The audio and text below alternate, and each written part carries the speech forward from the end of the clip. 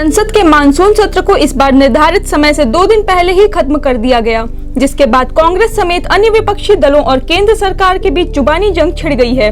एक तरफ कांग्रेस के पूर्व अध्यक्ष राहुल गांधी ने सरकार पर आरोप लगाया कि विपक्षी सांसदों के साथ मारपीट की गई है, तो दूसरी तरफ संबित पात्रा ने प्रेस कॉन्फ्रेंस कर विपक्ष को आड़े हाथ लिया। राहुल गांधी ने बीते दिन संसद में हुई घटना पर बात करते हुए कहा कि बाहर से लोगों को बुलाया गया, नीले कपड़े पहनाए गए और संसद में मौजूद नेताओं के साथ धक्का मुक्की की गई, उनके साथ मारपीट की गई। इसके अलावा उन्होंने पेगासस जासूसी कांड और अन्य मुद्दों पर सरकार को घेरते हुए कहा कि देश में विपक्ष को बोलने की आजादी नहीं है। उन्होंने कहा कि हिंदुस्तान का प्रधानमंत्री 2-3 उद्योगपतियों को इस देश की आत्मा बेच रहा है।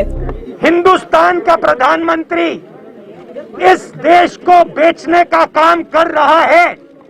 हिंदुस्तान का प्रधानमंत्री 2-3 उद्योगपतियों को हिंदुस्तान की आत्मा बेच रहा है। संसद के इस सत्र में हुई कटौती को लेकर कांग्रेस समेत 1 दर्जन से भी अधिक विपक्षी दलों ने आज संसद से विजय चौक तक पैदल मार्च किया। इस दौरान विपक्ष के सांसदों ने बैनर और तख्तियां लेकर कृषि कानूनों को वापस लेने का आह्वान किया, साथ ही पेगासस जासूसी कांड पर कार्रवाई की मांग की। सड़क पर विरोध के बाद राहुल गांधी, शरद पवार, संजय राउत समेत अन्य विपक्ष के नेताओं ने उपराष्ट्रपति और राज्यसभा के सभापति वेंकैया नायडू से मुलाकात की।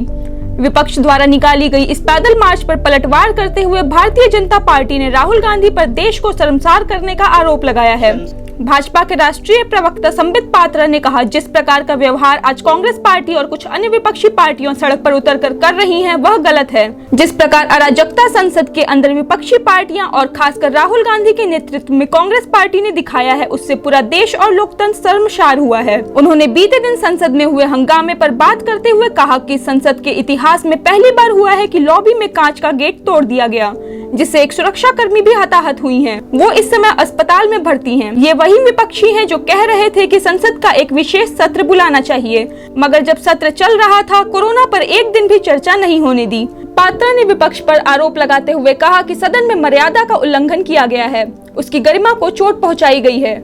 इसके लिए सिर्फ सभापति वेंकैया नायडू की आंखों में आंसू नहीं आए, बल्कि उस दिन लोकतंत्र की आंखें भी नम थीं। दूसरी तरफ केंद्रीय मंत्री मुख्तार अब्बास नकवी ने भी विपक्षी दलों पर निशाना साधते हुए कहा कि कांग्रेस पार्टी और कुछ और विपक्ष के लोग तो शुरू से ही कह रहे थे कि हम संसद के सत्र को वॉश आउट करने के लिए वॉशिंग मशीन लेकर आए हैं। उन्होंने आगे कहा, आप सिर्फ संसद को ही बदनाम नहीं कर रहे हैं, बल्कि पूरे देश को बदनाम करने का षड्यंत्र और साजिशें रच रहे हैं।